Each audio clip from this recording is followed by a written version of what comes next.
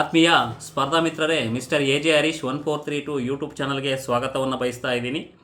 ಇನ್ನೂ ಯಾರೆಲ್ಲ ನನ್ನ ಯೂಟ್ಯೂಬ್ ಚಾನಲನ್ನು ಸಬ್ಸ್ಕ್ರೈಬ್ ಮಾಡ್ಕೊಂಡಿಲ್ಲ, ಸಬ್ಸ್ಕ್ರೈಬ್ ಮಾಡ್ಕೊಳ್ಳಿ. ಹಾಗೆ ಮೇಲೆ ಕಾಣುವ ಬೆಲ್ ಬಟನನ್ನು ಪ್ರೆಸ್ ಮಾಡಿ ಅಂತ ಹೇಳ್ತಾ ಇದ್ದೀನಿ.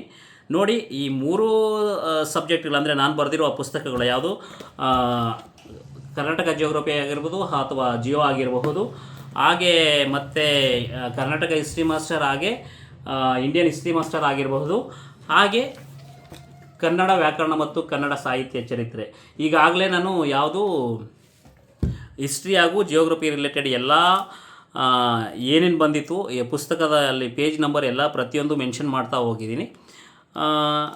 ಏನಪ್ಪ ಅಂದರೆ FDA ದಲ್ಲಿ 20ಕ್ಕೆ 19 ಕ್ವಶನ್ ಬಂದಿತ್ತು, ಹಾಗೆ SDAದಲ್ಲಿ 15/15 ಬಂದಿತ್ತು. ಇವತ್ತು ಕನ್ನಡ ಮತ್ತು ವ್ಯಾಕರಣ ಇದರ ರಿಲೇಟೆಡು ನಿಮಗೆ 35ಕ್ಕೆ 32 ಕ್ವಶನ್ ಬಂದಿದೆ. ನಾನು ಹೇಳ್ತೀನಿ 32 ಕ್ವಶನ್ ಯಾಕೆ 3 ಕ್ವಶನ್ ಬಂದಿಲ್ಲ ಅಂತ. 3 ಕ್ವಶನ್ ಹೆಂಗಪ್ಪ ಅಂದರೆ ಕಾಮನ್ ಬೇಸ್ಡ್, ಅಂದರೆ ನಮ್ಮ ಥಿಂಕಿಂಗ್ ಮಾಡಿ ಹಾಕೋದು ಅಷ್ಟೇ. ತುಂಬ ಡೆಡ್ ಈಸಿ ಇದೆ ಆ 3 ಕ್ವಶನ್ನು, ಅದನ್ನು ಮೆನ್ಷನ್ ಮಾಡೋಕ್ಕಾಗಲ್ಲ, ಯಾರೂ ಮೆನ್ಷನ್ ಮಾಡೋಕ್ಕಾಗಲ್ಲ. ಕಾಮನ್ ಕ್ವಶನ್ಸ್, ಅದನ್ನು ನೀವೇ ನೋಡಿ ಆನ್ಸರ್ ಮಾಡ್ಬೋದು. ಸರಳವಾಗಿದೆ, ತುಂಬ ಏನು ಈಸಿಯಾಗಿದೆ ಆ ಕ್ವಶನ್ಗಳು. ವರ್ಷನ್ ಕೋಡ್ ಬಂದು ಎ, ಓಕೆನಾ. ಇಲ್ಲಿ ನೋಡಿ, ಇಲ್ಲಿ ಮೆನ್ಷನ್ ಮಾಡಿದ್ದೀನಿ, ರೌಂಡ್ ಹಾಕಿದ್ದೀನಿ. ಇಲ್ಲಿ 35ಕ್ಕೆ 32 ಬಂದಿದೆ ಅಂತ ನಾನು ಇಲ್ಲಿ ತೋರಿಸ್ತಾ ಇದ್ದೀನಿ, ಓಕೆನಾ. ಈಗ ಕ್ವಶನ್ ಪೇಪರ್ ಅನಾಲಿಸಿಸ್ ಮಾಡ್ತಾ ಹೋಗೋಣ. ಯಾವೆಲ್ಲ ಬಂದಿದೆ, ಯಾವ ಪೇಜಲ್ಲಿ ಬಂದಿದೆ ಅಂತ ಹೇಳ್ತೀನಿ. 1ನೇ ಕ್ವಶನು, ಈ ಕೆಳಗಿನ ಪದಗಳ ಜೋಡಿಗಳಲ್ಲಿ ತಪ್ಪಾದ ಜೋಡಿಯನ್ನು ಗುರುತಿಸಿ ಅಂತ ಕ್ವಶನ್ ಆಗಿದೆ. ಪಾಲು ಹಾಲು, ಪಲಸು ಹಲಸು, ಪಟಲ ಹಟಲ, ಪಂದಿ ಹಂದಿ, ಪಲ್ಲಿ ಹಲ್ಲಿ ಅಂದ್ಬಿಟ್ಟು ಇದು ಪಟಲ ಹಟಲ, ಇದು ರಾಂಗ್ ಆನ್ಸರ್ ಇದೆ, ಓಕೆನಾ. ಇದು ಪೇಜ್ ನಂಬರ್ 58ರಲ್ಲಿ ಬರುತ್ತೆ. ಇದೇ ಪುಸ್ತಕದಲ್ಲಿ ಪೇಜ್ ನಂಬರ್ 58ರಲ್ಲಿದೆ, ಓಕೆನಾ, ನೋಡಬಹುದು ನೀವು. ಹಾಗೆ ಈ ಕೆಳಗಿನ ನಾಡಗೀತೆಯಲ್ಲಿ ಅಡಿಗೆರೆ ಎಳೆದ ಪದಗಳಲ್ಲಿ ತಪ್ಪಾಗಿರುವ ಪದಗಳನ್ನು ಗುರುತಿಸಿ, ಓಕೆನಾ. ಇದು ನಮ್ಮ ನಾಡಗೀತೆ ಆಗಿದೆ. ತೈಲಪ ಹೊಯ್ಸಳರಾಡಿದ ನಾಡೆ, ಡಂಕಣ ಜಕಣರ ನೆಚ್ಚಿನ ಬೀಡೆ, ಕೃಷ್ಣ ಶರಾವತಿ ತುಂಗ, ಕಾವೇರಿ ವರರಂಗ ಅಂತ ಇದೆ. ಇಲ್ಲಿ ತೈಲಪ ಅಂದರೆ ಪಾದೀರ್ಘಪ್ಪ ಅಂದರೆ ದೀರ್ಘಾಕಾರ ಬಂದಿದೆ, ಅದು ರಸ್ವಸ್ವರ ಅಂದರೆ ದೀರ್ಘ ಬರಬಾರ್ದಾಗಿತ್ತು, ಪಾ ಅಂತ ಇರಬೇಕಿತ್ತು. ಹಾಗೆ ಡಂಕಣ ಅಂದರೆ ಅದು ಒಕ್ಕಳು ಸೀಳ್ ಬರದಾಗಿದೆ, ಅಂದರೆ ಅದು ಮಹಾಪ್ರಾಣ ಕೊಟ್ಟಿದ್ದಾರೆ, ಅದು ಅಲ್ಪ ಪ್ರಾಣ ಬರಬೇಕಾಗಿತ್ತು ಡಂಕಣ. ಇಲ್ಲಿ ಎ ಮತ್ತು ಸಿ. ಬಟ್ ಇದು ಎಲ್ಲಪ್ಪ ನಿಮಗೆ ಸಿಗುತ್ತೆ ಅಂದರೆ, ಇದು ಪೇಜ್ ನಂಬರ್ ನಿಮಗೆ 58ರಲ್ಲಿ ಶುದ್ಧ ರೂಪಗಳು, ಅಂದರೆ ಶುದ್ಧ ರೂಪಗಳಲ್ಲಿ ನೀವು ನೋಡಿದ್ರೆ ನಿಮಗೆ ಪ್ರತಿಯೊಂದು ಅಲ್ಲೇ ಸಿಗುತ್ತೆ, ನೋಡಬಹುದು. ಅದನ್ನು ಬೇಕಿದ್ರೆ ನಿಮಗೆ ಶುದ್ಧ ರೂಪಗಳಲ್ಲಿ ತೋರಿಸ್ತೀನಿ. ಕೆಳಗಡೆ ಇನ್ನೊಂದು, ಈ ಕೆಳಗೆ ಅಡಿಗೆರೆ ಎಳೆದ ಪದದ ಸರಿಯಾದ ರೂಪವನ್ನು ಗುರುತಿಸಿ ಅಂತ ಕ್ವಶನ್ ಕೇಳಿದರೆ, ಬಾಬು ಕೋಡಿ ವೆಂಕಟರಮಣ ಕಾರಂತ ಅವರು ದಕ್ಷಿಣ ಕನ್ನಡ ಜಿಲ್ಲೆಯ ಬಂಟ್ವಾಳ ತಾಲೂಕಿನ ಮಂಚೆ ಗ್ರಾಮದಲ್ಲಿ ಜನಿಸಿದರು. ಬಂಟ್ವಾಳ ಅಂತ ಇದೆ, ಓಕೆನಾ, ಅದು ಬಂಟ್ವಾಳ ಅಂತ ಆಗಿರಬೇಕು. ನೀವು ಶುದ್ಧ ರೂಪಗಳಲ್ಲಿ ನೋಡಬಹುದು. ನೀವು ಎಲ್ಲಿ ಶುದ್ಧ ರೂಪಗಳು 160ರಿಂದ ಸಿ ತೋರಿಸ್ತೀನಿ ನಿಮಗೆ. ಶುದ್ಧ ರೂಪಗಳು 160ರಿಂದ ಸಿ. 5ರಿಂದ 10ನೇ ತರಗತಿಯಲ್ಲಿರುವ ಎಲ್ಲ ಶುದ್ಧ ರೂಪಗಳನ್ನು ಇಲ್ಲಿ ಮೆನ್ಷನ್ ಮಾಡಿದ್ದೀನಿ. ನಿಮಗೆ ಶುದ್ಧ ರೂಪಗಳು ನೋಡಿಕೊಂಡ್ರೆ ಒಂದು ಸರಿ ಯಾವೆಲ್ಲ ತಪ್ಪಾಗುತ್ತೆ ಅಂತ, ತಪ್ಪಾಗಿದೆ, ಯಾವೆಲ್ಲ ಒತ್ತಕ್ಷಗಳಾಗಿರ್ಬೋದು, ದೀರ್ಘಗಳಾಗಿರ್ಬೋದು, ಎಲ್ಲ ಪ್ರತಿಯೊಂದು ನೀವು ಈ ಪುಸ್ತಕದಲ್ಲಿ ಸಿಗುತ್ತೆ ನಿಮಗೆ. ಅದಕ್ಕೆ ಕೊಟ್ಟಿದ್ದೀನಿ. 5ರಿಂದ 10ನೇ ತರಗತಿ ಇರುವ ಎಲ್ಲ ಶುದ್ಧ ರೂಪಗಳನ್ನು ಮೆನ್ಷನ್ ಮಾಡ್ತಾ ಹೋಗಿದ್ದೀನಿ. ಕ್ಲಿಷ್ಟಕರವಾಗಿರುವ ಶುದ್ಧ ರೂಪಗಳನ್ನು ಮೆನ್ಷನ್ ಮಾಡಿದ್ದೀನಿ. ಹಾಗೆ ಮುಂದಿನ ಪ್ರಶ್ನೆ ನೋಡೋಣ. ಈ ಕೆಳಗಿನವುಗಳಲ್ಲಿ ಉಪಮಾಲಂಕಾರ ಅಲ್ಲದೆ ಇರುವುದನ್ನು ಗುರುತಿಸಿದೆ. 4 ಅಲಂಕಾರಗಳು ಕೇಳಿದ್ದಾರೆ, ಅದು ಉಪಮಾಲಂಕಾರಗಳು 3 ಕೇಳಿ, 1 ಉಪಮಾಲಂಕಾರ ಅಲ್ಲ. ಇದು ಪೇಜ್ ನಂಬರ್ 106. ಪೇಜ್ ನಂಬರ್ 106ರಲ್ಲಿ ನೋಡ್ಬೋದು ನೀವು. ಪೇಜ್ ನಂಬರ್ 106ರಲ್ಲಿ ಸಿ, ಇಲ್ಲಿ ಉಪಮಾಲಂಕಾರ ಅಂತ ಮೆನ್ಷನ್ ಮಾಡಿದ್ದೀನಿ.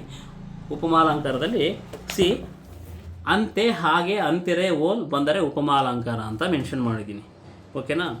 ಇಲ್ಲಿ ನೋಡಿ, ಹಲ್ಲಿಲ್ಲದ ಬಾಯಿ ಹಿಲಿಯ ಬಿಲದಂತೆ, ದಂತೆ ಅಂತೆ ಬಂತು, ಇದು ಉಪಮಾಲಂಕಾರ. ರಸಿಕನಾಡಿದ ಮಾತು ಶಶಿಯುದಿಸಿ ಬಂದಂತೆ, ಇದು ಉಪಮಾಲಂಕಾರ. ಹುಟ್ಟು ಇಲ್ಲದ ಹರಿಗೋಲ ಸೇರಿದಂತೆ, ಇದು ಉಪಮಾಲಂಕಾರ. ಹಾಗೆ ಮಗುವಿನ ಮುಖ ಕಮಲ ಹರಳಿತು, ಇದು ಉಪಮಾಲಂಕಾರ ಬರೋದಿಲ್ಲ. ಆ ಕಾರಣದಿಂದ ಇದು ರಾಂಗ್ ಆನ್ಸರ್ ಇದೆ, ಇದನ್ನು ನೀವು ಟಿಕ್ ಮಾಡಬೇಕಾಗಿತ್ತು. ಹಾಗೆ ನೋಡೋಣ, ಪೇಜ್ ನಂಬರ್ ಇಲ್ಲಿ 106ರಲ್ಲಾಯಿತು, ಮತ್ತು 107ರಲ್ಲಿ ಅದೇ ರೀತಿ ಇದೆ. ಊರು ಉಪಕಾರ ಅರಿಯದು, ಎಣ ಶೃಂಗಾರ ಅರಿಯದು. ಇಲ್ಲಿರುವ ಅಲಂಕಾರ ಯಾವುದು ಅಂತ ಪೇಜ್ ನಂಬರ್ 107ರಲ್ಲೇ ನೋಡ್ಬೋದು ನೀವು. ಇಲ್ಲೇ ಮೆನ್ಷನ್ ಮಾಡಿದ್ದೀನಿ ನೋಡಿ, ಅದು ಹೇಳ್ಬಿಡ್ತೀನಿ. 2 ಬೇರೆ ಬೇರೆ ವಾಕ್ಯಗಳು ಅಥವಾ ಸಂಗತಿಗಳು ಅರ್ಥದ ಹೋಲಿಕೆಯ ದೃಷ್ಟಿಯಿಂದ ಒಂದಕ್ಕೊಂದು ಬಿಂಬ ಪ್ರತಿಬಿಂಬ ಕಂಡರೆ ಅದು ದೃಷ್ಟಾಲಂಕಾರ ಅಂತ ಹೇಳ್ಬಿಟ್ಟು ಇಲ್ಲಿ ಆಪ್ಷನ್ ಕೊಟ್ಟಿದ್ದೀನಿ ನೋಡಿ. ಇಲ್ಲಿ ನಿಮಗೆ ಊರು ಉಪಕಾರ ವರಿಯೋದು ಎಣ ಶೃಂಗಾರ ವರಿಯೋದು ಮೆನ್ಷನ್ ಮಾಡಿದ್ದೀನಿ, ಇಲ್ಲೇ ಇದೆ ನಿಮಗೆ ಪೇಜ್ ನಂಬರ್ 108ರಲ್ಲಿ ನೋಡಬಹುದು. ಹಾಗೆ ಇನ್ನೂ ಒಂದು 3-4 ಎಕ್ಸಾಂಪಲ್ ಕೊಟ್ಟಿದ್ದೀನಿ. ಇಲ್ಲಿ ನಿಮಗೆ ಏನಪ್ಪ ಆಗುತ್ತಂದರೆ ಗಾದೆ ಮಾತುಗಳು ಈ ದೃಷ್ಟಾಲಂಕಾರಕ್ಕೆ ಬರುತ್ತೆ. ಮಾತು ಬಲ್ಲವನಿಗೆ ಜಗಳವಿಲ್ಲ, ಊಟ ಬಲ್ಲವನಿಗೆ ರೋಗವಿಲ್ಲ. ಹಾಗೆ ಉಪ್ಪಿಗಿಂತ ರುಚಿ ಇಲ್ಲ, ತಾಯಿಗಿಂತ ಬಂಧುವಿಲ್ಲ. ರವಿ ಆಕಾಶಕ್ಕೆ ಭೂಷಣ, ಪುತ್ರ ವಂಶಕ್ಕೆ ಭೂಷಣ ಅಂತ ಮೆನ್ಷನ್ ಮಾಡ್ತಾ ಹೋಗಿದ್ದೀನಿ. ಮುಂದಿನ ಪ್ರಶ್ನೆ ನೋಡೋಣ. ಹಾಗೆ ಮುಂದಿನ ಪ್ರಶ್ನೆ, ಗುಂಪಿಗೆ ಸೇರದ ಪದವನ್ನು ಗುರುತಿಸಿ ಅಂತ ಕೇಳಿದರೆ ಇಲ್ಲಿ ಏನಪ್ಪ ವಿರುದ್ಧಾರ್ಥಕ ಪದಗಳು ಕೇಳಿದ್ದಾನೆ. ಓಕೆನಾ. ಹರ್ಷ ವಿಷಾದ, ಅಡ್ಡ ಲಂಬ, ಸೊಲ್ಲು ಮೌನ, ನಮ್ರ ವಿನಮ್ರ. ಪೇಜ್ ನಂಬರ್ 68ರಿಂದ ನಿಮಗೆ 82 ತನಕ ನಿಮಗೆ ಸುಮಾರು ಒಂದು 500 ಇವನ್ನು ಕೊಟ್ಟಿದ್ದೀನಿ, ವಿರುದ್ಧಾರ್ಥಕ ಪದಗಳು ಇಲ್ಲಿ ಸಿಗುತ್ತೆ, ನೀವು ನೋಡಬಹುದು ಇದನ್ನು. ಮುಂದಿನ ಪ್ರಶ್ನೆಗೆ ಹೋಗೋಣ. ನಮ್ರ ವಿನಮ್ರ ರಾಂಗ್ ಆನ್ಸರು. ಹಾಗೆ ಪೇಜ್ ನಂಬರ್ ನಿಮಗೆ ಅಷ್ಟು ದೊಡ್ಡ ಕಲ್ಲು ಈ ವಾಕ್ಯದಲ್ಲಿ ಅಡ್ಡಗೆರೆ ಎಳೆದ ಪದದ ನಾಮವಾಚವನ್ನು ಗುರುತಿಸಿ ಅಂತ ಕೇಳಿದ್ದಾರೆ. ಇಲ್ಲಿ ಪರಿಮಾಣವಾಚಕ ಆನ್ಸರ್ ನೋಡ್ಬೋದು ನೀವು, ವಾಚಕಗಳಲ್ಲಿ ನೋಡಬಹುದು. ಇಲ್ಲಿ ಪರಿಮಾಣವಾಚಕ ಇಲ್ಲೇ ಇದೆ ನೋಡಿ, ಅಷ್ಟು ಇಲ್ಲೇ ಇದೆ, ಇಲ್ಲಿ ಈ ಪೇಜೆಲ್ಲ ಇದೆ, ಇದನ್ನು ನೋಡಬಹುದು ನೀವು. ಸಂಖ್ಯಾವಾಚಕ, ದಿಗ್ವಾಚಕ, ಗುಣವಾಚಕಗಳು ಎಲ್ಲ ಪ್ರತಿಯೊಂದು ಇಲ್ಲಿಗೆ ನಿಮಗೆ ಎಕ್ಸ್ಪ್ಲೇನ್ ಮಾಡ್ತಾ ಹೋಗಿದ್ದೀನಿ. ಪ್ರತಿಯೊಂದು ನಿಮಗೆ ಎಲ್ಲದಕ್ಕೂ ಸಿಗುತ್ತೆ. ಬಟ್ ಸ್ಪರ್ಧಾರ್ಥಿಗಳೇ ನಾನೇನು ಹೇಳ್ತೀನಿ ಅಂದರೆ, ನೀವು ಕಾನ್ಸೆಪ್ಟನ್ನು ಅರ್ಥ ಮಾಡ್ಕೋಬೇಕು. ಪ್ರತಿಯೊಂದು ಕಾನ್ಸೆಪ್ಟನ್ನು ನೀವು ಅರ್ಥ ಮಾಡ್ಕೊಂಡಾಗ ಏನಪ್ಪ ಆಗುತ್ತಂದರೆ ನಿಮಗೆ ಎಲ್ಲ ಆನ್ಸರ್ ಸಿಗುತ್ತೆ. ಹಾಗೆ ಸಂಧಿಗಳ ಪ್ರಕಾರ ನೋಡೋಣ. ಈಗ ಕೆಳಗೆ ನೀಡಿರುವ ಸಂಧಿ ಪದಗಳಲ್ಲಿ ಸವರ್ಣ ದೀರ್ಘ ಸಂಧಿಗೆ ಉದಾಹರಣೆ ಸರಿಯಾದ ಗುಂಪನ್ನು ಕೇಳಿದ್ದಾನೆ.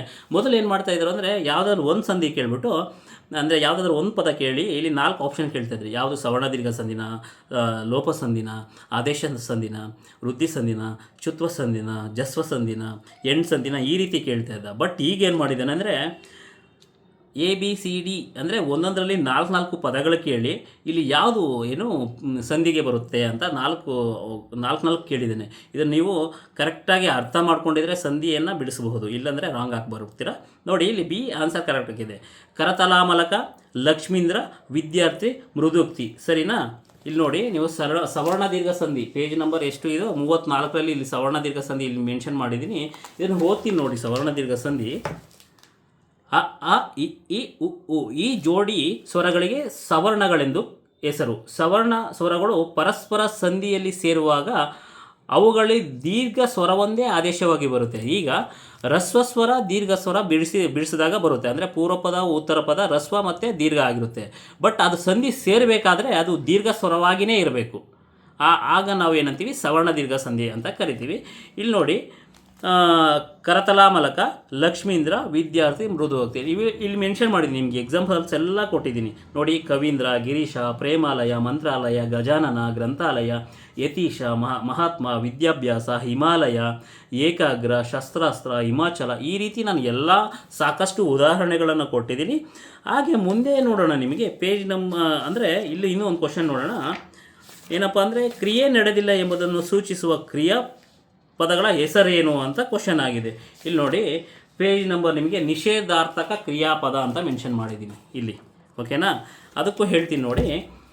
ಕ್ರಿಯೆಯು ನಡೆಯುವುದಿಲ್ಲ, ನಡೆಯಲಿಲ್ಲ ಎನ್ನುವ ಅರ್ಥ ತೋರುವಾಗ ಧಾತುಗಳ ಮೇಲೆ ಅಖ್ಯಾತ ಪ್ರತ್ಯಯಗಳು ಸೇರಿ ನಿಷೇಧಾರ್ಥಕ ಕ್ರಿಯಾಪದಗಳು ಆಗುತ್ತವೆ.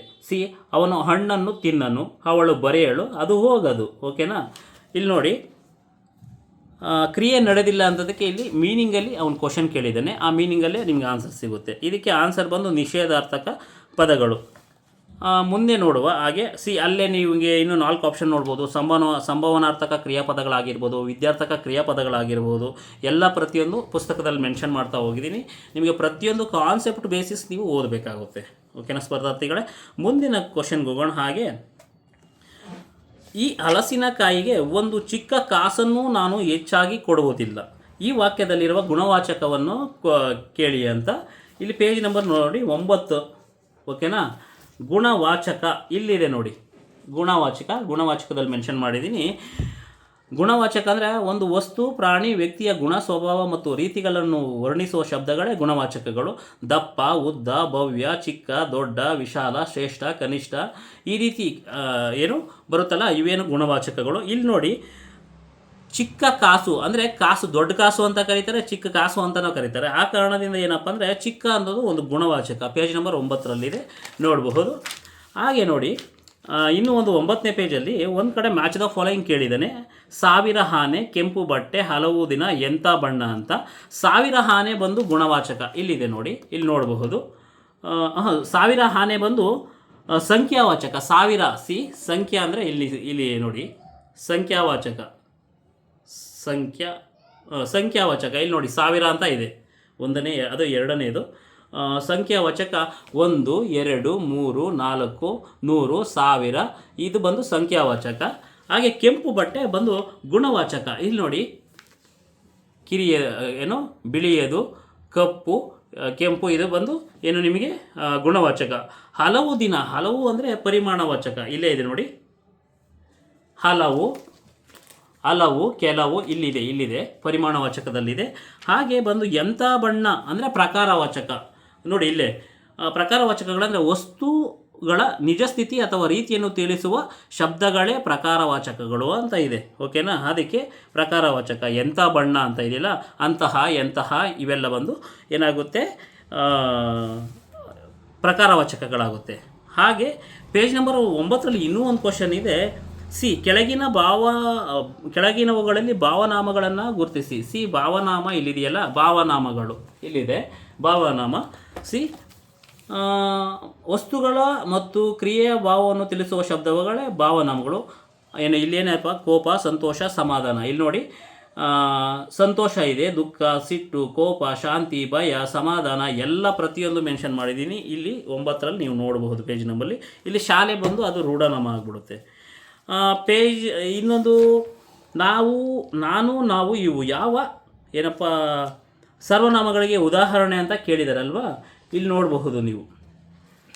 ಇಲ್ಲಿ ನೋಡ್ಬೋದು, ನಾವು ಉತ್ತಮ ಪುರುಷ, ಆತ್ಮಾರ್ಥಕ ತಾನು ತಾವು. ಹಾಗೆ ಪ್ರಥಮ ಪುರುಷರು ಅವನು ಅವಳು ಇವರು. ಸ್ತ್ರೀಲಿಂಗ ಆದರೆ ನಪುಂಸಕ ಅದು ಇದು ಬರುತ್ತೆ. ಉತ್ತಮ ಮಧ್ಯಮ ನೀನು ನೀವು. ಉತ್ತಮ ಅಂದರೆ ನಾನು ನೀವು.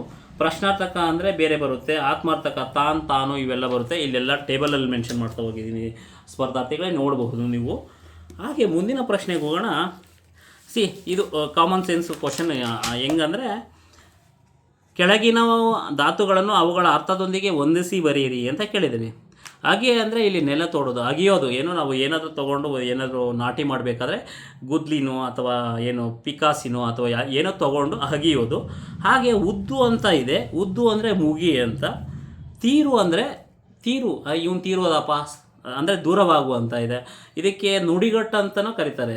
ಸತ್ತೋದ, ಸ್ವರ್ಗವಾಸಿಯಾದ, ಕೈಲಾಸ ಸೇರಿಕೊಂಡ, ಈ ರೀತಿ ನಾನಾ ರೀತಿಯನ್ನು ಕರಿಬಹುದು. ಅದೇ ಪಿಂಗು ಅಂದರೆ ತಿಕ್ಕು ಅಂತ ಇದೆ. ಇದು ಕಾಮನ್ ಬೇಸ್ಡ್, ಎರಡು ಆಲ್ರೆಡಿ ಗೊತ್ತಿದೆ.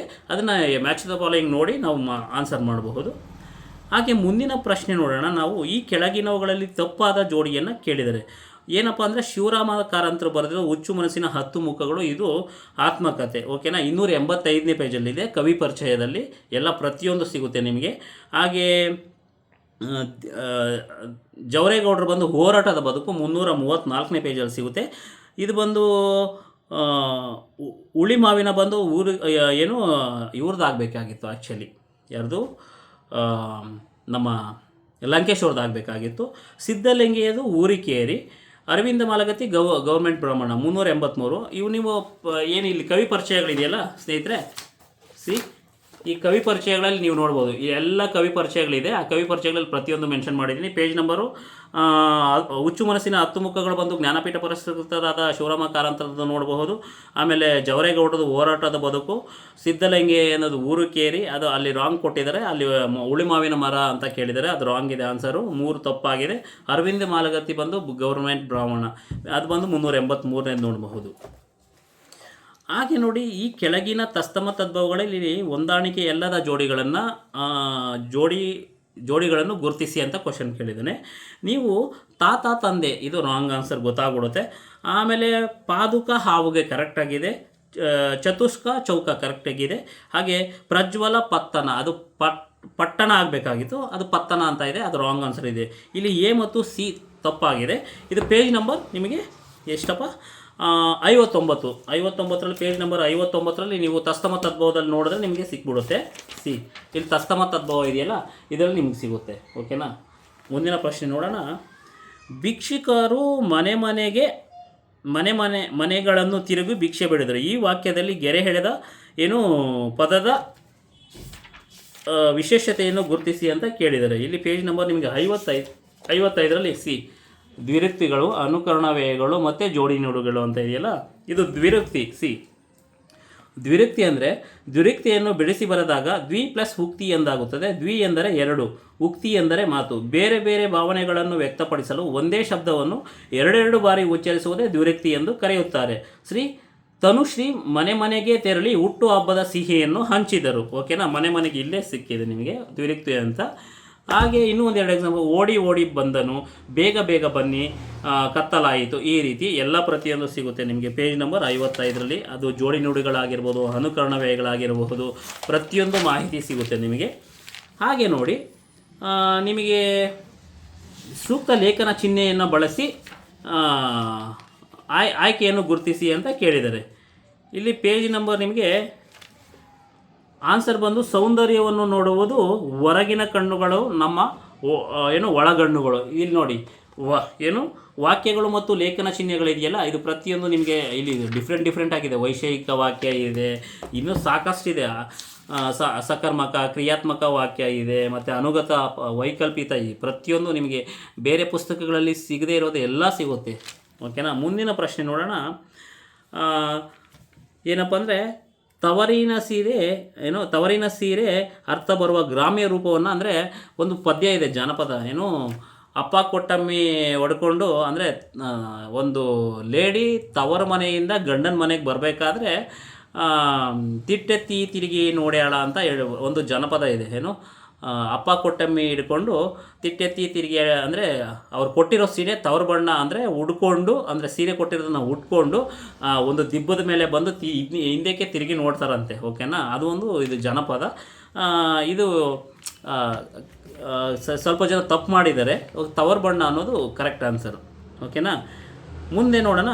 ಕಳುವ್ಯಾರೆ ಗ್ರಾಮ್ಯ ರೂಪಕ್ಕೆ ಸರಿಯಾದ ಗ್ರಾಂಥಿಕ ರೂಪ ಬರೆಯಿರಿ. ಇಲ್ಲಿ ಕಳೆದಿದ್ದಾರೆ, ಕಳುಹಿಸಿದ್ದಾರೆ, ಕದ್ದಿದ್ದಾರೆ, ಕಳ್ಳತನ ಮಾಡಿದ್ದಾರೆ. ಇದಕ್ಕೆ ಬಿ ಆನ್ಸರ್. ಓಕೆ. ಗ್ರಾಂಥಿಕ ರೂಪ ಕಳುಹಿಸಿದ್ದಾರೆ ಅಂದ್ಬಿಟ್ಟು ಇದು ಕಾಮನ್ ಬೇಸ್ಡ್. ಆ್ಯಕ್ಚುಲಿ ನೀವು ಥಿಂಕಿಂಗ್ ಮಾಡಿ ಬರಿಬೇಕಾಗುತ್ತೆ.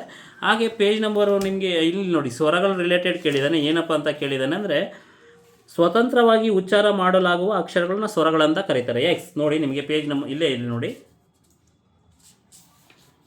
ಶೀಟು ಅರ್ಧೋಗಿದೆ, ಅದು ತೋರಿಸ್ತೀನಿ. ಒಂದೇ ಒಂದು ನಿಮಿಷ. ಇಲ್ಲಿ ನೋಡಿ, ಇಲ್ಲಿ ಸ್ವರಗಳಿದೆಯಲ್ಲ, ಸಿ ಇಲ್ಲಿ ಮೆನ್ಷನ್ ಮಾಡಿದ್ದೀನಿ. ಏನಪ್ಪ ಅಂದರೆ, ಸ್ವತಂತ್ರವಾಗಿ ಉಚ್ಚಾರ ಮಾಡಲು ಬರುವ ಅಕ್ಷರಗಳನ್ನು ಸ್ವರಗಳು ಅಂತ ಕರೀತಾರೆ. ಓಕೆನಾ. ಅದು 13 ಸ್ವರಗಳಿದಾವಲ್ಲ, ಅದನ್ನು ಸ್ವರಗಳು ಅಂತ ಕರೀತಾರೆ. ಹಾಗೆ ಸ್ವರಗಳ ಸಹಾಯದಿಂದ ಮಾತ್ರ ಉಚ್ಚಾರ ಮಾಡಲಾಗುವ ಅಕ್ಷರಗಳನ್ನು ವ್ಯಂಜನಗಳು ಅಂತ ಕರೀತಾರೆ. ಸಿ ಇಲ್ಲಿ ತೋರಿಸ್ತೀನಿ ನಿಮಗೆ. ಸಿ ಸ್ವರದ ಸಹಾಯದಿಂದ ಉಚ್ಚಾರ ಮಾಡುವ ಪದಗಳನ್ನು ವ್ಯಂಜನಗಳು ಅಂತ ಕರೀತಾರೆ. ಮೆನ್ಷನ್ ಮಾಡಿದ್ದೀನಿ. ಪೇಜ್ ನಂಬರ್ 1 ಮತ್ತು 2ರಲ್ಲೇ ಇದೆ, ನೋಡಬಹುದು. ಮತ್ತು ಇನ್ನೂ ಒಂದು ಏನಪ್ಪ ಅಂದರೆ 63ರಲ್ಲಿ ವಾಕ್ಯದ ಸಂಬಂಧಪಟ್ಟಂತಲೇ ಕೇಳಿದ್ದೇನೆ. ಏನಾದರೂ ಮಾಡಿ ಭಾರತದಲ್ಲಿ ಮೋಟಾರು ಕಾರ್ಖಾನೆಗಳನ್ನು ಸ್ಥಾಪಿಸಲು ವಿಶ್ವೇಶ್ವರಯ್ಯನವರು ನಿರ್ಧರಿಸಿದಾದರೂ ಅವರ ಈ ನಿರ್ಧಾರಕ್ಕೆ ಬ್ರಿಟಿಷ್ ಸರ್ಕಾರದ ಅಪ್ಪಣೆ ದೊರೆಯಲಿಲ್ಲವೆಂಬ ವಿಷಯ ತಿಳಿದಾಗ ಬಹುವಾಗಿ ಮೊರಗಿದರು. ಮೇಲಿನ ವಾಕ್ಯವು ಯಾವುದಕ್ಕೆ ಉದಾಹರಣೆಯಾಗಿದೆ ಅಂತ ಕೇಳಿದ್ದೇನೆ. ಇಲ್ಲಿ ಸಂಯುಕ್ತ ವಾಕ್ಯ, ಸಂಯೋಜಿತ ವಾಕ್ಯ, ಸಾಮಾನ್ಯ ವಾಕ್ಯ ಅಥವಾ ಮಿಶ್ರವಾಕ್ಯ ಅಂತ ಆನ್ಸರ್ ನೀವು ನೋಡಬಹುದಾಗುತ್ತೆ ಫ್ರೆಂಡ್ಸ್. ಹಾಗೆ ಮುಂದಿನ ಕ್ವಶನ್ ನೋಡೋಣ. ಓಕೆನಾ. ನನ್ನ ಸತ್ಯಾನ್ವೇಷಣೆ ಕೃತಿಯನ್ನು ಗಾಂಧೀಜಿಯವರು ರಚಿಸಿದರು. ಮೇಲಿನ ವಾಕ್ಯದಲ್ಲಿರುವ ಕರ್ಮ ಪದವನ್ನು ಗುರುತಿಸಿ ಅಂತ ಕೇಳಿದ್ದೇನೆ. ಪೇಜ್ ನಂಬರ್ 26, 27ರಲ್ಲಿ ನಿಮಗೆ ಪ್ರತ್ಯಯಗಳು ಬರುತ್ತೆ, ಗೊತ್ತಾ, ವಿಭಕ್ತಿ ಪ್ರತ್ಯಯಗಳು. ಸಿ ಏನಪ್ಪ ಅಂದರೆ ಇಲ್ಲಿ ಕೃತಿಯನ್ನು, ಓಕೆನಾ, ಕರ್ಮ ಪದ ಅನ್ನೂ ಪದದಿಂದ ಕೊನೆಯಾಗಿರುತ್ತದೆ. ಸರಿನಾ. ಇಲ್ಲಿ ನೋಡಿ, ಕೃತಿಯನ್ನು, ಇದು ಒಂದು ಕರ್ಮ. ಓಕೆನಾ. ಆ ಕಾರಣದಿಂದ ನೀವು ಕೃತಿಯನ್ನು ಅಂತ ಆನ್ಸರ್ ಮೆನ್ಷನ್ ಮಾಡಬೇಕಾಗುತ್ತೆ. ಪೇಜ್ ನಂಬರ್ 26 ಮತ್ತು 27 ನಿಮಗೆ ಸಂಪೂರ್ಣವಾದ ಮಾಹಿತಿಯನ್ನು ಕೊಟ್ಟಿದ್ದೀನಿ. ಓಕೆನಾ. ಮುಂದಿನ ಪ್ರಶ್ನೆ ನೋಡೋಣ. ಇದು ಗಾದೆ ಮಾತುಗಳು ನೀವು ನೋಡಬೇಕು. ಪೇಜ್ ನಂಬರ್ 83ರಲ್ಲಿ ಕೊಟ್ಟಿದ್ದೀನಿ ಸಂಪೂರ್ಣವಾಗಿ. ಗಾದೆ ಮಾತುಗಳು ಒಂದು 201, 202 ಇದೆ ಆ್ಯಕ್ಚುಲಿ, ನೋಡಬಹುದು ನೀವು. ಈ ಕೆಳಗಿನ ಗಾದೆ ಮಾತನ್ನು ಪೂರ್ಣಗೊಳಿಸಿ. ಮೂಗು ತೂರಿಸಿ ಮೂರ್ಖ ಮೂರ್ಖ ಎನಿಸಿಕೊಳ್ಳಬೇಡ ಅಂತ ಆನ್ಸರ್ ಇರಬೇಕು. ಅದನ್ನು ನಿಮಗೆ ಪೇಜ್ ನಂಬರ್ 83ರಲ್ಲಿ ಕೊಟ್ಟಿದ್ದೀನಿ ಸ್ನೇಹಿತರೆ. 83ರಲ್ಲಿ ನೋಡಿ, ಗಾದೆ ಮಾತುಗಳು ಇಲ್ಲಿದೆಯಲ್ಲ, ಅಷ್ಟು ನಿಮಗೆ ಸುಮಾರು ಗಾದೆಗಳಿದ್ದಾವೆ, ಇಲ್ಲಿ ನೋಡಬಹುದು ನೀವು. 201 ಕೊಟ್ಟಿದ್ದೀನಿ, ನೋಡಬಹುದು. ಮೂರ್ಖ ಕರೆಕ್ಟ್ ಆನ್ಸರ್. ಹಾಗೆ ಈ ಕೆಳಗಿನವುಗಳಲ್ಲಿ ಯಾವುದು ನುಡಿಗಟ್ಟು ಅಲ್ಲ ಅಂತ ಕ್ವಶನ್ ಕೇಳಿದ. ಹಂಗೆ ನೆಕ್ಸ್ಟ್ ನುಡಿಗಟ್ಟುಗಳು ಎಲ್ಲಿ ಪೇಜ್ ನಂಬರ್ 87ರಲ್ಲಿ ನುಡಿಗಟ್ಟುಗಳಿದೆ, ಸುಮಾರು ಒಂದು 500 ಕೊಟ್ಟಿದ್ದೀನಿ, ನೋಡಬಹುದು. ಅರಣ್ಯ ರೋದನ ಕರೆಕ್ಟಾಗಿದೆ, ಅದು ನುಡಿಗಟ್ಟು. ಮಾರಣ ಹೋಮ, ರಾಮಬಾಣ ಬಂದು, ಇವು 3 ಬಂದು ನುಡಿಗಟ್ಟು ಆಗುತ್ತೆ. ಬಲ್ಲೂಕಪತಿ ಅಂದರೆ ಕರಡಿಗಳ ರಾಜ ಅಂತ, ಇದು ಒಂದು ಕಠಿಣ ಶಬ್ದನೂ ಆಗುತ್ತೆ, ಹಾಗೆ ಜಾಂಬುವಂತನೂ ಕರೀತಾರೆ. ಹಾಗೆ ಮುಂದಿನ ಪ್ರಶ್ನೆ ನೋಡೋಣ. ಈ ಕೆಳಗೆ ನೀಡಲಾದ ಪದಗಳಲ್ಲಿ ಅನ್ಯ ದೇಶ ಪದವನ್ನು ಗುರುತಿಸಿ. ಓಕೆನಾ. ಕೈ, ಕಾಲು, ಬಿಡು ಮತ್ತು ಶುರು, ಇವು ಕಾಲು, ಕೈ, ಬಿಡು ಮತ್ತು ಇವು 3 ಬಂದು ಅಂದರೆ ಏನಪ್ಪ, ನಮ್ಮ ಅಂಗಗಳಿಗೆ ಸಂಬಂಧಪಟ್ಟ ಅದಾದರೆ ಶುರು ಬಂದು ಅನ್ಯ ದೇಶೀಯ ಪದ. ಇನ್ನೊಂದು ಕಾಮನ್ ಬೇಸ್ಡ್ ಕ್ವಶನ್ ಇದೆ. ಚೆನ್ನಾಗಿ ಬರೆದನು, ದಪ್ಪನೆ ಬಿದ್ದಿತು, ಅಂದರೆ ದಪ್ಪನೆ ಬಿದ್ದಿತು ಅಂತ ಹೇಳಿದ್ರೆ, ವೇಗವಾಗಿ ಅಂದರೆ ನದಿಯು ವೇಗವಾಗಿ ಹರಿಯುತ್ತದೆ ಅಂತ. ಹಾಗೆ ಕೆಂಪಾಗೆ ಕಾಯಿಸು, ಕಬ್ಬಿಣವನ್ನು ಕೆಂಪಾಗಿ ಕಾಯಿಸಪ್ಪ ಅಂತೀರಲ್ಲ, ಆ ರೀತಿ ಜುಳು ಜುಳು ಹರಿಯುತ್ತದೆ, ನೀರು ಜುಳು ಜುಳು ಹರಿಯುತ್ತದೆ. ಇದಕ್ಕೆ ಆನ್ಸರ್ ಬಂದು 1. ಇದು ಕಾಮನ್ ಬೇಸ್ಡ್, ಪ್ರತಿಯೊಬ್ಬರು ಮಾಡಲೇಬಹುದು. ಓಕೆನಾ. ಅಂದರೆ ನೋಡಿ, ಮೊದಲು ಯಾವ ರೀತಿ ಪೇಪರ್ ಇತ್ತು, ಈಗ ಯಾವ ರೀತಿ ಪೇಪರ್ ಇದೆ ಅಂತ. ಹಾಗೆ ಮುಂದಿನ ಪ್ರಶ್ನೆಗೆ ನೋಡೋಣ. ಪೂರ್ಣ ವರ್ತಮಾನ ಕಾಲವನ್ನು ಸೂಚಿಸುವ ಕ್ರಿಯಾಪದ, ಇಲ್ಲಿ ಆಪ್ಷನ್ ತಿನ್ನುತ್ತಿರಬಹುದು, ಇಲ್ಲಿ ಉತ್ತ ಅಂತ ಪ್ರತ್ಯಯ ಬರುತ್ತೆ. ಆ ಕಾರಣದಿಂದ ನೀವು ಇಲ್ಲಿ ವರ್ತಮಾನ ಕಾಲದಲ್ಲಿ ಮೆನ್ಷನ್ ಮಾಡ್ತಾ ಹೋಗಿದ್ದೀನಿ. ಈ ಪುಸ್ತಕದಲ್ಲಿ ಪ್ರತಿಯೊಂದು ಸಾಕಷ್ಟು ಮಾಹಿತಿ ಸಿಗುತ್ತೆ ನಿಮಗೆ, ಈ ಪುಸ್ತಕವನ್ನು ನೋಡಬಹುದು. ಹಾಗೆ ನೋಡಿ, ಇಲ್ಲಿ ಇನ್ನೊಂದು ಗ್ರೇಸ್ ಮಾರ್ಕ್ಸ್ ಸಿಗುತ್ತೆ ಸ್ನೇಹಿತರೆ. ಕೆಳಗಿನ ಪದ ವಿಂಗಡಣೆಯಲ್ಲಿ ತಪ್ಪಾದ ಆಯ್ಕೆಯನ್ನು ಗುರುತಿಸಿರಿ. ಅಂದರೆ ಹಣ್ಣ, ಅಕ್ಷ ಎರಡೂ ಕರೆಕ್ಟಾಗಿದೆ. ಚಿನ್ನ ಅಂದರೆ ಅದು ರಸ್ವ ಸ್ವರ ಬರಬೇಕಾಗಿತ್ತು, ದೀರ್ಘ ಸ್ವರ ಬಂದಿದೆ. ಹಾಗೆ ಹಬ್ಬ ಅಂತ ಇದೆಯಲ್ಲ, ಇಲ್ಲಿನೂ ದೀರ್ಘ ಬಂದಿದೆ, ಅಲ್ಲಿ ರಸ್ವ ಸ್ವರ ಬರಬೇಕಾಗಿತ್ತು. ಆ ಕಾರಣದಿಂದ ಇದು ಗ್ರೇಸ್ ಮಾರ್ಕ್ಸು, ಇದನ್ನು ಚೆಕ್ ಮಾಡ್ಕೊಳ್ಳಿ ನೀವು ಒಂದ್ಸರಿ. ಈ ಕೆಳಗಿನ ಪದದ ವಿಂಗಡಣೆಯಲ್ಲಿ ತಪ್ಪಾದ ಆಯ್ಕೆಯನ್ನು 3 ಮತ್ತು 4 ಎರಡೂ ತಪ್ಪಿದೆ, ಅಲ್ಲಿ ಇದಕ್ಕೆ ನಿಮಗೆ ಗ್ರೇಸ್ ಮಾರ್ಕ್ಸ್ 100% ಬರುತ್ತೆ. ಮುಂದಿನ ಪ್ರಶ್ನೆ ನೋಡೋಣ. ಹಾಗೆ ಇಲ್ಲಿ ಗಾದೆಗಳು ಇನ್ನೂ ಒಂದು ಹಾಗೆ ರೀತಿ ಗಾದೆಗಳನ್ನು ಮೆನ್ಷನ್ ಮಾಡ್ತಾ ಹೋಗಿದ್ದೀನಿ. ಈ ಕೆಳಗಿನ ಗಾದೆಗಳಲ್ಲಿ ತಪ್ಪಾದ ಗಾದೆಯನ್ನು ಗುರುತಿಸಿ ಅಂತ ಕೇಳಿದರೆ 4 ಕೇಳಿದ್ದಾನೆ ಗಾದೆಗಳು, ಅದರಲ್ಲಿ ಒಂದು ಯಾವುದು ತಪ್ಪಾಗಿದೆ ಅಂತ. ಹನುಮಪ್ಪ ಹಗ್ಗ ಕಡಿಯುವಾಗ ಪೂಜಾರಿ ಶಾವಿಗೆ ಬೇಡಿದನಂತೆ, ಕರೆಕ್ಟಾಗಿದೆ. ಹೊಗೆ ಇಲ್ಲದ ಮನೆಯಲ್ಲಿ ಹೊಗೆ ಇಲ್ಲದ ಮನೆ ಇಲ್ಲ, ಚಿಂತೆ ಇಲ್ಲದ ಮನವಿಲ್ಲ, ಅದು ಕರೆಕ್ಟಾಗಿದೆ ಗಾದೆ. ಎದರಿದವನ ಕಣ್ಣಿಗೆ ಹಗ್ಗವು ಹೂವೇ ಅಲ್ಲ, ಅದು ಹಾವೇ ಆಗಬೇಕಾಗಿತ್ತು.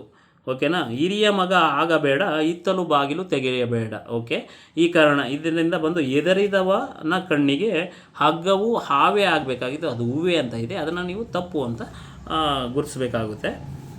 ಹಾಗೆ ಇದು ಪೇಜ್ ನಂಬರ್ 83ರಲ್ಲಿದೆ. ಓಕೆನಾ. ನಾನು ಇನ್ನು ಪುಟಗಳನ್ನು ತಿರುಗಿಸ್ತಾ ನೋಡ್ತಾ ಇದ್ದರೆ ನಿಮಗೆ ಸಾಕಷ್ಟು ಏನು ಇನ್ಫಾರ್ಮೇಷನ್ ಕೊಡೋಕ್ಕಾಗೋದಿಲ್ಲ. ನೋಡೋಣ ಮುಂದಿನ ಪ್ರಶ್ನೆ ನೋಡೋಣ. ಗ್ರಹವಾಚಕ ಶಬ್ದಗಳಾದ ಸೂರ್ಯ, ಚಂದ್ರ, ಶನಿ, ಮಂಗಳ ಇತ್ಯಾದಿಗಳು ಯಾವ ಲಿಂಗಗಳೆಂದು ಗುರುತಿಸುವರು ಅಂದರೆ, ಇದು ಪುನ್ನಪುಂಸಕ ಲಿಂಗ ಅಂತ ಕರೀತಾರೆ. ಓಕೆನಾ. ಪುನ್ನಪುಂಸಕ ಲಿಂಗ ಅಂತ ಕರೀತಾರೆ. ಇದು ಪುಲ್ಲಿಂಗನೂ ಅಲ್ಲ, ನಪುಂಸಕ ಲಿಂಗ ಅಲ್ಲ, ನಿತ್ಯ ನಪುಂಸಕ ಲಿಂಗ ಅಲ್ಲ, ಪುನಃ ನಪುಂಸಕ ಲಿಂಗ ಅಂತ ಕರೀತಾರೆ. ಪೇಜ್ ನಂಬರ್ ನೀವು ಬೇಕಾದರೆ 18ರಲ್ಲಿ ನೋಡ್ಬೋದು. ಇಲ್ಲಿ ಮೆನ್ಷನ್ ಮಾಡಿದ್ದೀನಿ ಪುನಃ ನಪುಂಸಕ ಲಿಂಗಗಳು. ಪ್ರತಿಯೊಂದು ನಿಮಗೆ ಯಾವ್ಯಾವ ಲಿಂಗಗಳು, ವಾಚ್ಯಲಿಂಗ ಅಂದರೆ ಏನು, ಸ್ತ್ರೀಲಿಂಗ ಅಂದರೆ ಏನು, ನಿತ್ಯ ನಪುಂಸಕ ಅಂದರೆ ಏನು, ಪುನ್ನಪುಂಸಕ ಅಂದ್ರೇನು, ನಪುಂಸಕ ಲಿಂಗ ಅಂದ್ರೇನು, ಅವ್ಯಯ ಲಿಂಗ ಅಂದರೆ ಏನು, ಓಕೆನಾ, ಪುಲ್ಲಿಂಗ, ಸ್ತ್ರೀಲಿಂಗ ಎಲ್ಲ ಲಿಂಗಗಳ ಬಗ್ಗೆ ಎಕ್ಸ್ಪ್ಲನೇಷನ್ ಕೊಟ್ಟಿದ್ದೀನಿ, ನೀವು ನೋಡಬಹುದು. ಮುಂದಿನ ಪ್ರಶ್ನೆ ನೋಡೋಣ. ಮುಂದಿನ ಪ್ರಶ್ನೆ, ಕೆಳಗಿನವುಗಳಲ್ಲಿ ಸಮಾನಾರ್ಥಕ ಪದಗಳಿಗೆ ಸಂಬಂಧಿಸಿದಂತೆ ಸರಿಯಾಗಿ ಹೊಂದಿಕೆಯಾಗದ, ಇಲ್ಲಿ ನೀವು ಕ್ವಶನ್ ಓದಬೇಕಾದ್ರೂ ಸೆಂಟೆನ್ಸನ್ನು ಗಮನವಿಟ್ಟು ನೋಡಬೇಕು. ಹೊಂದಿಕೆಯಾಗದ ಗುಂಪನ್ನು ಗುರುತಿಸಿ ಅಂತ ಕೇಳಿದ್ದಾನೆ. ಇಲ್ಲೇನು ಮಾಡಿದ್ದಾನೆ, 4 ಒಂದೇ ರೀತಿಯ ಅರ್ಥವನ್ನು ಕೊಟ್ಟು ಯಾವುದೋ ಒಂದು ಮಿಡ್ಲಲ್ಲಿ ಒಂದು ಪದಗಳನ್ನು ಸೇರಿಸಿದ್ದಾನೆ. ಮೊದಲು ಯಾವುದೋ ಎಂದು ಕೇಳಿಬಿಡ್ತಿದ್ದ, ಆದರೆ ಈಗ ಎಷ್ಟು ಡಿಫಿಕಲ್ಟ್ ಮಾಡಿದ್ದಾನೆ ಅಂದರೆ ತುಂಬ ಡಿಫಿಕಲ್ಟ್ ಇದೆ. ಶ್ವೇತ, ಶುಭ್ರ, ಧವಳ, ಬಿಳುಪು ಕರೆಕ್ಟಾಗಿದೆ. ಅಗ್ನಿ, ಅನಲ, ಅಲ್ಲಿ ಅನಿಲ ಅಂದರೆ ಅದು ಗಾಳಿ, ಅದು ಪಾವಕ ಅಂದ್ರೂ ಅಗ್ನಿನೇ. ಇದು ರಾಂಗ್ ಆನ್ಸರ್, ಬಿ ರಾಂಗ್ ಇದೆ. ನೃಪ, ಮಹಿಮಾ, ರಾಹುತ, ನರೇಶ ಇದು ರಾಂಗ್ ಆನ್ಸರ್ ಇದೆ.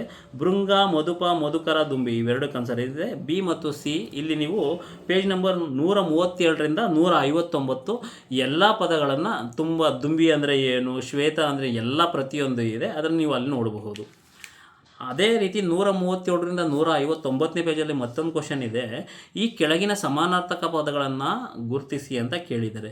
ಬಾನ ಅಂದರೆ ಅನ್ನ, ಅರ್ಥ ಅಂದರೆ ಬಂದು ದುಃಖಿತ, ನಿಶಾ ಅಂದರೆ ಏನು, ನಿಶಾ ಅಂದರೆ ಬಂದು ರಜಿನಿ, ಹಾಗೆ ಕೈತವ ಅಂದರೆ ಜೂಜು. ಓಕೆನಾ? ಇದನ್ನು ನೀವು ಪೇಜ್ ನಂಬರ್ 137ರಿಂದ 159 1000 ಪದಗಳನ್ನು ಕೊಟ್ಟಿದ್ದೀನಿ, ಅಲ್ಲಿ ನೋಡಬಹುದು. ಹಾಗೆ ಹುಲಿಯಂಜಿಕೆ ಈ ಪದದ ಸಮಾಸವನ್ನು ಗುರುತಿಸಿ. ಇದು ಪಂಚಮಿ ತತ್ಪುರುಷ ಸಮಾಸ. ಓಕೆನಾ? ನೀವು ತತ್ಪುರುಷ ಸಮಾಸಕ್ಕೆ ಹೋದಾಗ ಪೇಜ್ ನಂಬರ್ 40ರಲ್ಲಿ ಇದೆ. ಇದು ಪೇಜ್ ನಂಬರಲ್ಲಿ ಇದು ಹುಲಿಯ ದೆಸೆಯಿಂದ ಪ್ಲಸ್ ಅಂಜಿಕೆ. ಹುಲಿಯ ದೆಸೆ ಅಂದರೆ ಹುಲಿ ಅಂಜಿಕೆ ಅಂತ ಬರುತ್ತೆ, ಅಂಜಿಕೆ ಅಂತ ಬರುತ್ತೆ. ಅದರಿಂದ ಪಂಚಮಿ ತತ್ಪುರುಷ ಸಮಾಸ ನೋಡಬಹುದು. ಹಾಗೆ ಮುಂದಿನ ಪ್ರಶ್ನೆ ನೋಡೋಣ. ಈ ಕೆಳಗಿನವುಗಳಲ್ಲಿ ಸರಿಯಾದ ಜೋಡಿಗಳನ್ನು ಗುರುತಿಸಿ ಅಂತ ಕೇಳಿದ್ದೇನೆ. ಆಕಾಶಕ್ಕೆ ಬಂದು ಚತುರ್ಥಿ, ಬೆಂಕಿಯಿಂದ ಬಂದು ಪಂಚಮಿ. ಓಕೆ, ಎ ಮತ್ತು ಸಿ ಆನ್ಸರು. ಸ್ಪರ್ಧಾರ್ಥಿಗಳೇ, ನಾನು 35 ಪ್ರಶ್ನೆಗಳನ್ನು ಏನು ವರ್ಷನ್ ಕೋಡ್ ಎ ಅಲ್ಲಿ ಬಿಡಿಸಿದ್ದೀನಿ. ಏನಪ್ಪ ಅಂದರೆ ನೀವು ನಂಬ್ತಿರೋ ಬಿಡ್ತಿರೋ ಗೊತ್ತಿಲ್ಲ, ನಿಜ ಹೇಳ್ತಾ ಇದ್ದೀನಿ. ಈ ಏನು ಪುಸ್ತಕಗಳಿದೆಯಲ್ಲ, ಒಂದೇ ನಿಮಿಷ, ಈ ಪುಸ್ತಕಗಳು ನಿಮಗೆ ತೋರಿಸ್ತೀನಿ. ಈ 5 ಪುಸ್ತಕಗಳು ಅಂದರೆ 3 ಸಬ್ಜೆಕ್ಟ್ ನಾನು ಹೇಳ್ತಾ ಇರೋದು ನೋಡಿ. ಈ 5 ಸಬ್ಜೆಕ್ಟ್ಗಳು ನೀವು ತೋರಿಸ್ತಾ ಇದ್ದೀನಿ. ಈ 5 ಪುಸ್ತಕಗಳು 3 ಸಬ್ಜೆಕ್ಟಲ್ಲಿ ಯಾವುದೇ ಗ್ರೂಪ್ ಬಿ ಆಗಿರ್ಬೋದು, ಕ್ಲಾಸ್ 1 ಆಫೀಸರ್ ಆಗಿರ್ಬೋದು, ಅಥವಾ ಯಾವುದೇ ಎಂದು KSP ರಿಲೇಟೆಡ್ ಆಗಿರ್ಬೋದು, KEA ರಿಲೇಟೆಡ್ ಆಗಿರ್ಬೋದು, ಆಮೇಲೆ KPSC ರಿಲೇಟೆಡ್ ಆಗಿರ್ಬೋದು, ಯಾವುದೇ ಒಂದು ಪ್ರಶ್ನೆ ಪತ್ರಿಕೆಯಲ್ಲಿ ಈಗ ಗ್ರೂಪ್ ಸಿಯಲ್ಲಿ ನಾನು ಒಂದು ಭರವಸೆ ಕೊಡಬಲ್ಲೆ ವಿದ್ಯಾರ್ಥಿಗಳಿಗೆ. ಏನಪ್ಪ ಅಂದರೆ ಈಗ 60ಕ್ಕಿಂತ ಹೆಚ್ಚು ಮಾರ್ಕ್ಸ್ ಅಂದರೆ 200ಕ್ಕೆ ಅಂದರೆ ಕಮ್ಯುನಿಕೇಷನ್ ಪೇಪರ್ ಆಗಿರಬಹುದು ಅಥವಾ GS ಆಗಿರಬಹುದು. ಈಗ ಕಮ್ಯುನಿಕೇಷನ್ ಪೇಪರ್ಗೆ ಕನ್ನಡ ವ್ಯಾಕರಣ ಬರೆದಿದ್ದೀನಿ, 35 ಮಾರ್ಕ್ಸು ಪ್ರತಿಯೊಂದು ಇರುತ್ತೆ. ಎಂಟೈರ್ ಏನು ನಿಮಗೆ ಹೇಳ್ದಾಗೆ ಎಲ್ಲ ಪ್ರತಿಯೊಂದು ಏನು ಕವರ್ ಮಾಡ್ತಾ ಹೋಗಿದ್ದೀನಿ. ಹಾಗೆ GS ರಿಲೇಟೆಡ್ ಬಂದಾಗ ಯಾವುದು ಇಂಡಿಯನ್ ಹಿಸ್ಟ್ರಿ ಮಾಸ್ಟರ್ ಆಗಿರಬಹುದು, ಹಾಗೆ ಜಿಯೋಗ್ರಫಿ ಆಗಿರಬಹುದು, ಅಂದರೆ ಹಿಸ್ಟ್ರಿ ರಿಲೇಟೆಡು ಮತ್ತು ಜಿಯೋಗ್ರಫಿ ರಿಲೇಟೆಡು ಪ್ರತಿಯೊಂದೂ ಏನಪ್ಪ ನಿಮಗೆ ಮಾಹಿತಿ ಸಿಗ್ತಾ ಹೋಗುತ್ತೆ. ಆ ಕಾರಣದಿಂದ ಗ್ರೂಪ್ ಸಿಗೆ ಯಾರೆಲ್ಲ ತಯಾರಿ ನಡೆಸ್ತಾ ಇದ್ದೀರಾ, ಓಕೆನಾ, ಅವರು ಈ ಪುಸ್ತಕಗಳನ್ನು ಕೂಡಲೇ ಎಲ್ಲ ಏನು ಸ್ಪರ್ಧಾತ್ಮಕ ಪುಸ್ತಕ ಮಳಿಗೆಗಳಲ್ಲಿ ನಿಮಗೆ ಅವೈಲೇಬಲ್ ಇದೆ. ಧಾರವಾಡದಲ್ಲಿದೆ, ಬೆಂಗಳೂರಿನಲ್ಲಿ ಪ್ರತಿಷ್ಠಿತವಾದ ಸ್ವಪ್ನದಲ್ಲಿ ಸಿಗುತ್ತೆ, ನವ ಕರ್ನಾಟಕದಲ್ಲಿ ಸಿಗುತ್ತೆ, ಇನೋವೇಷನ್ ಟ್ರೇಡ್ ಲಿಂಕ್ ಅನ್ನೋ ಒಂದು ವೆಬ್ಸೈಟಲ್ಲಿ ಸಿಗುತ್ತೆ. ಹಾಗೆ ಬಂದು ಎಲ್ಲ ಕಡೆ ಸಿಗುತ್ತೆ, ಮತ್ತು ಬೆಳಗಾಮಲ್ಲಿ ಸಿಗುತ್ತೆ, ಬಿಜಾಪುರಲ್ಲಿ ಸಿಗುತ್ತೆ, ಎಲ್ಲ ಕಡೆ ಸಿಗುತ್ತೆ. ಇನ್ ಕೇಸ್ ನಿಮಗೇನಾದರೂ ದೊರೆತಿಲ್ಲ ಅಂದರೆ ನನ್ನ ನಂಬರ್ ಮೆನ್ಷನ್ ಡಿಸ್ಪ್ಲೇ ಮಾಡಿರ್ತೀನಿ, ಆ ಡಿಸ್ಪ್ಲೇದಲ್ಲಿ ಕೊಡ್ತಾ ಹೋಗ್ತಿರ್ತೀನಿ. ಓಕೆನಾ? ನೋಡಿ, ನಾನು ಕೋರ್ಟ್ ಮುಗಿಸಿನೂ ಬಂದು ಅಂದರೆ ಈಗ ನೀವು ನೋಡಿರಬಹುದು ಆಲ್ಮೋಸ್ಟ್ ಸಂಸ್ಥೆಗಳು ಅದರದ್ದೇ ಆದ ಸಬ್ಜೆಕ್ಟ್ ಏನು ಎಕ್ಸ್ಪರ್ಟ್ಸ್ ಇರ್ತಾರೆ, ಅವ್ರ ಕಡೆ ಒಂದು ವಿಡಿಯೋ ಮಾಡಿ ಅಪ್ಲೋಡ್ ಮಾಡಿಸ್ತಾ ಹೋಗ್ತಾರೆ. ಬಿಕಾಸ್ ಯಾಕಂದರೆ ಈಗ ನಾನು ಡೈಲಿ ಒಂದೊಂದು ವಿಡಿಯೋ ಮಾಡಬೇಕು, ಯಾಕಂದರೆ ಆ ಕಡೆ ಕೋರ್ಟ್ ಕೆಲಸಗಳನ್ನು ನೋಡಬೇಕು, ಮತ್ತು ಈ ಪುಸ್ತಕಗಳನ್ನು ನಾನು ಬಂದು ಅನಾಲಿಸಿಸ್ ಮಾಡಬೇಕು. ಯಾರು ಸಪೋರ್ಟಿವ್ ತೊಗೊಂಡೆ ನಾನು ಒಬ್ಬನೇ ಮಾಡ್ತಾಯಿದ್ದೀನಿ. ಓಕೆನಾ? ಆ ಕಾರಣದಿಂದ ಡೈಲಿ ಒಂದೊಂದು ವಿಡಿಯೋ ಅಪ್ಲೋಡ್ ಮಾಡಿದ್ದೀನಿ. ನಿಜ ಹೇಳ್ತಾ ಇದ್ದೀನಿ, 60ಕ್ಕಿಂತ ಹೆಚ್ಚು ಕ್ವಶನ್ಗಳು FDA ಬಂದಿದೆ ಮತ್ತು SDAದಲ್ಲೂ ಬಂದಿದೆ. 60ಕ್ಕಿಂತ ಹೆಚ್ಚು ಅಂದರೆ 200ಕ್ಕೆ 60 ಅಂದರೆ ಈ 3 ಸಬ್ಜೆಕ್ಟಲ್ಲಿ ನಿಮಗೆ ಕವರ್ ಆಗುತ್ತೆ.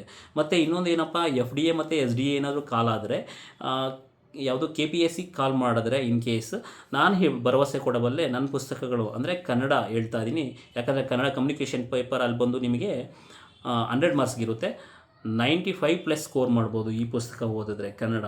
ಓಕೆ, ಜೊತೆಗೆ 30 ಅಂದರೆ 120 ಮಾರ್ಕ್ಸ್ ಸ್ಕೋರ್ ಆಗುತ್ತೆ ನಿಮಗೆ. ಇದನ್ನು ನೀವು ಇಮ್ಯಾಜಿನ್ ಮಾಡ್ಕೊಳ್ಳಿ ಎಷ್ಟು ಸ್ಕೋರ್ ಆಗುತ್ತೆ ಅಂತ. ಓಕೆನಾ? ಆ ಕಾರಣದಿಂದ ಹೇಳ್ತಾ ಇದ್ದೀನಿ. ಇನ್ನೂ ಯಾರೆಲ್ಲ ತೊಗೊಂಡಿಲ್ಲ ತೊಗೊಳ್ಳಿ.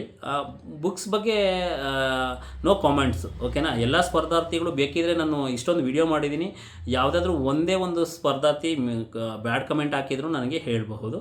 ಬಟ್ ಯಾಕಂದರೆ ಅಷ್ಟೊಂದು ವರ್ತಿದೆ ಪುಸ್ತಕಗಳ ಬಗ್ಗೆ. ಮತ್ತು ಏನಪ್ಪ ಅಂದರೆ ಮುಂದಿನ ವಿಡಿಯೋದಲ್ಲಿ ನಾಳೆ ಏನೇ ಹೇಳ್ತೀನಿ ಅಂದರೆ ನೋಟಿಫಿಕೇಷನ್ ಬಗ್ಗೆ ಹೇಳ್ತೀನಿ. ಏನಪ್ಪ ಅಂದರೆ ಈಗ 56% ರಿಸರ್ವೇಷನ್ ಏನಾಗಬಹುದು, 50% ರಿಸರ್ವೇಷನ್ ಏನಾಗಬಹುದು, ಮತ್ತು 50% ಆದರೆ ಏನಾಗುತ್ತೆ, 56% ಆದರೆ ಏನಾಗುತ್ತೆ, ಇದ್ರ ಬಗ್ಗೆ ಸಂಪೂರ್ಣವಾಗಿ ಮಾಹಿತಿ ಕೊಡ್ತೀನಿ. ಮತ್ತು ಇನ್ನೂ ಒಂದು ಏನಪ್ಪ ಅಂದರೆ, ಇನ್ನೂ ಯಾರೆಲ್ಲ ನನ್ನ ಯೂಟ್ಯೂಬ್ ಚಾನಲನ್ನು ಸಬ್ಸ್ಕ್ರೈಬ್ ಮಾಡ್ಕೊಳ್ಳಿ. ಹಾಗೆ ನಾನು ಮಾಡೋ ನೋಟಿಫಿಕೇಷನ್ಸ್ ಎಲ್ಲ ಯೂಸ್ಫುಲ್ ಆಗಿರುತ್ತೆ, ಯಾಕಂದರೆ ಸ್ಪರ್ಧಾರ್ಥಿಗಳ ಪರವಾಗಿಯೇ ಯಾವಾಗಲೂ ನಾನು ಇರ್ತೀನಿ. ಆ ಕಾರಣದಿಂದ ಹೇಳ್ತಾ ಇದ್ದೀನಿ. ನಿಮ್ಗೆ ಏನೇ ಡೌಟ್ ಇದ್ದರೂ, ಸ್ಟಡಿ ರಿಲೇಟೆಡ್ ಏನಾದರೂ ಡೌಟ್ ಇದ್ದರೆ ಕಾಲ್ ಮಾಡಿ. ಮತ್ತು ಯಾವುದೇ ಪುಸ್ತಕಗಳನ್ನು ಪರ್ಚೇಸ್ ಮಾಡಬೇಕಾದ್ರೂ ಒಂದ್ಸರಿ ಯೋಚನೆ ಮಾಡಿ ಪುಸ್ತಕಗಳನ್ನು ಪರ್ಚೇಸ್ ಮಾಡಿ. ಯಾಕಂದರೆ ಮಿಸ್ಗೈಡ್ ತುಂಬ ಆಗ್ತಾಯಿದೆ, ನೋಡ್ತಾ ಇದ್ದೀನಿ. ನನ್ನ ಪುಸ್ತಕ ಪರ್ಚೇಸ್ ಮಾಡಿ ಅಂತ ನಾನು ಇವಾಗಲೂ ಪ್ರಮೋಷನ್ ಮಾಡಲ್ಲ, ಓಕೆನಾ? ಯಾಕಂದರೆ ಅಷ್ಟೊಂದು ವರ್ತ್ ಇದೆ. ಈಗ ನೋಡಿ, ಮಾಡಿದುಣ್ಣೋ ಮಾರಾಯ ಅಂತ ಹೇಳ್ತಾರೆ, ಗೊತ್ತಾಗದೆ. ನೋಡಪ್ಪ, ನೀನು ಪುಸ್ತಕ ತೊಗೊಳ್ತೀಯ, ನಿನ್ಗೆ ಯಾವ ಪುಸ್ತಕ ವರ್ತಿದೆಯೋ ಅದನ್ನು ತೊಗೊಳ್ಳಿ ಅಂತಲೇ ಹೇಳ್ತೀನಿ. ಮತ್ತು ನಾನಿಲ್ಲಿ ಸ್ಪರ್ಧಾರ್ಥಿಗಳಿಗೆ ಯಾವುದೇ ಕಾರಣಕ್ಕೂ ಮಿಸ್ಗೈಡ್ ಮಾಡೋಕ್ಕೆ ಹೋಗೋದಿಲ್ಲ.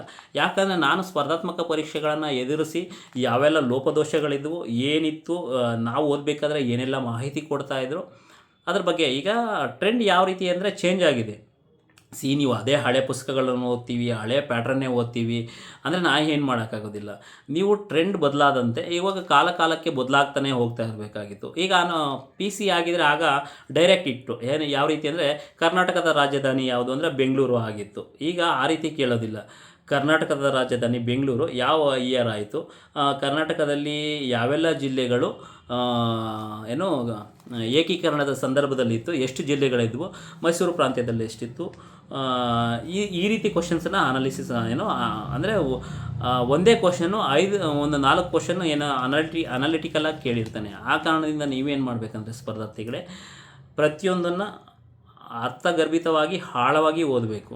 ನೀವು ತುಸು ಓದಿದ್ರೂ ಅರ್ಥ ಮಾಡ್ಕೊಂಡು ಓದಬೇಕು. ಮತ್ತು ಯಾವುದೇ ಕಾರಣಕ್ಕೂ ಟೈಮ್ ಟೇಬಲ್ ಹಾಕ್ಕೊಂಡು ಓದ್ತೀನಿ ಅಂದರೆ ನೀವು ಅದನ್ನು ಕಾರ್ಯರೂಪಕ್ಕೆ ತರಕ್ಕೆ ಆಗೋದೇ ಇಲ್ಲ. ಹೇಳ್ಬೋದು, UPSC ಪಾಸಾಗಿರೋರು ಹೇಳ್ಬೋದು, KPSC ಪಾಸಾಗಿರೋರು ಹೇಳ್ಬೋದು. ಏನಂದರೆ ಗೊತ್ತಾ, ಸಾಧನೆ ಮಾಡಿದವನು ಬೆಕ್ಕನ ಹುಲಿ ಅಂದ್ರೂ ಅದನ್ನು ಒಪ್ತಾರಂತೆ, ಕತ್ತೆನ ಕುದುರೆ ಅಂದ್ರೂ ಒಪ್ತಾರಂತೆ. ನೀನು ಏನು ಹೇಳಿದ್ರು ಅಷ್ಟೇ, ಇದನ್ನು ನೀರಲ್ಲ ಇದು ಹಾಲು ಅಂದ್ರೂ ಒಪ್ತಾರಂತೆ. ಆ ಕಾರಣದಿಂದ ಹೇಳ್ತಾ ಇದ್ದೀನಿ, ಟ್ರೆಂಡ್ ಚೇಂಜ್ ಆಗಿದೆ. ವಾಸ್ತವತೆ ನೀವು ನನ್ನ ನಂಬಿ ಅಂತ ಹೇಳ್ತಾ ಇಂದಿನ ವಿಡಿಯೋ ಮುಗಿಸ್ತಾ ಇದ್ದೀನಿ. ನಾಳೆ ಏನಪ್ಪ ಅಂದರೆ ನಿಮಗೆ 56% ರಿಸರ್ವೇಷನ್ ಹಾಗೆ 50% ರಿಸರ್ವೇಷನ್ ಬಗ್ಗೆ ಏನೆಲ್ಲ ಗೊಂದಲಗಳಿದ್ದಾವೆ, ಹಾಗೆ ಈಗ 5 ವರ್ಷ ವಯೋಮಿತಿ ಸಡಲಿಕೆಯನ್ನು ಕೊಟ್ಟಿದ್ದಾರಲ್ಲ, ಅದರಿಂದ ಏನು ಎಫೆಕ್ಟ್ ಆಗುತ್ತೆ ಅದನ್ನು ಪ್ರತಿಯೊಂದು ಎಳೆಯಾಗಿ ಬಿಚ್ಚಿಡ್ತೀನಿ. ಎಲ್ಲರಿಗೂ ಧನ್ಯವಾದಗಳು.